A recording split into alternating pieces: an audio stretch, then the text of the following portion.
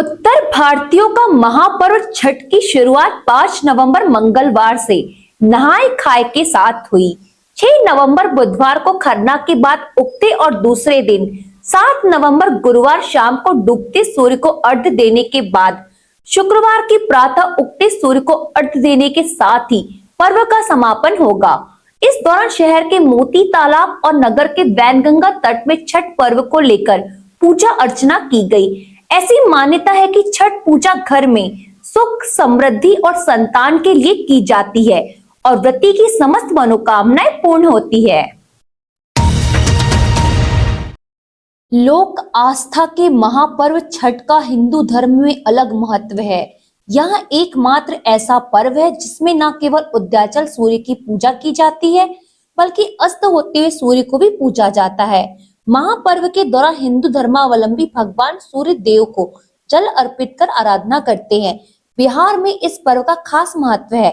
मान्यता है कि छठ देवी सूर्य देव की बहन है और उन्हीं को प्रसन्न करने के लिए भगवान सूर्य की आराधना की जाती है।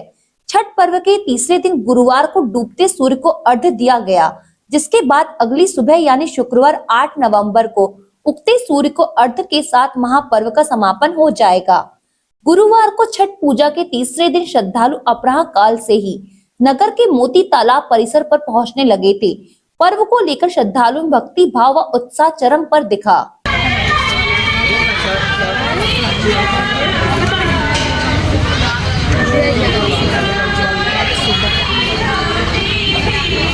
आपको बता दें कि यहाँ पर बिहार ही नहीं देश विदेश में उन सभी जगहों पर भी मनाया गया जहां बिहार की संस्कृति पहुंची है। छठ पर्व अकेला ऐसा पर्व है जिसमें डूबते सूर्य की पूजा की जाती है। यह पर्व कहता है कि फिर सुबह होगी और नया दिन आएगा। अस्त होते हुए सूर्य को अर्घ्य देने के बाद अगली सुबह उगते सूर्य को अर्घ्य दिया जाता है, जिसमें व्रतधारी पानी में खड़े होकर सूर्य को अर्घ्य देते हैं। प्रथम अर्घ्य और द्वितीय अर्घ्य के बीच का समय तप का होता है। यह समय प्रकृति को प्रसन्न करने तथा उसे वर प्राप्त करने का माना जाता है। पौराणिक मान्यता अनुसार छठ पूजा आदि काल से चली आ रही है और सर्वप्रथम सूर्य पुत्र कर्ण ने सूर्य देव की पूजा कर छठ पर्व का आरंभ किया था, ऐसा कहा जाता है। छठ पूजा को लेकर अनेक कथाएं विद्यमान है, लेकिन लोक परंपरा के अनुसार कहा जाता है कि सूर्य देव और छठी मैया का भाई बहन का संबंध है एवं इसी के चलते सूर्य की आराधना की जाती है तथा पवित्रता के साथ व्रत करने वालों को मनोवांछित फल की प्राप्ति होती है।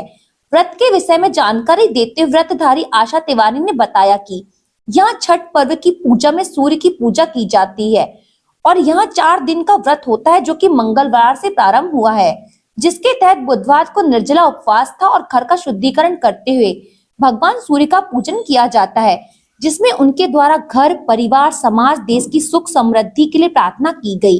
वहीं गुरुवार की शाम को डूबते सूर्य को अर्घ्य देकर पूजन किया गया, जबकि 8 नवंबर को शुक्रवार की प्रातः उगते हुए सूर्य का पूजन कर व्रत का पारण किया जाएगा। हाँ, इसके बाद से 36 घंटे का त्योहार होता है। पहले खरना करते हैं, उसमें लौकी की सब्जी और चने की दाल खाते हैं और कुमड़े की सब्जी खाते हैं। फिर दूसरे दिन भर उपवास रहते हैं। मिट्टी के नए चूल्हे बनाते हैं, उस पर खीर बनाते हैं और रोटी बनाते हैं। फिर पूजा करते हैं, उसके बाद से स्वयं खाते हैं, लोगों को भी प्रसाद वितरण करते हैं। ठेकुआ का प्रसाद बनता है बताओ। उसके बाद से ठेकुआ का प्रसाद बनता है। आज दिन भर निर्जला रहते हैं, दिन भर रात भर निर्जला रहते हैं। आज ठेकुआ का प्रसाद जितने पकवान चढ़ जाए, लेकिन मेन ठेकुआ है। आज डूबते सूर्य को और कल उगते सूर्य को। ये बच्चों का त्योहार माना जाता है, पति के लिए है, बच्चों के लिए, सबको स्वस्थ रखने के लिए है। लोग मान्यता करके भी इसको रखते हैं। कब से शुरुआत हो जाती है इस पूजा को लेके? दिवाली के छठ में।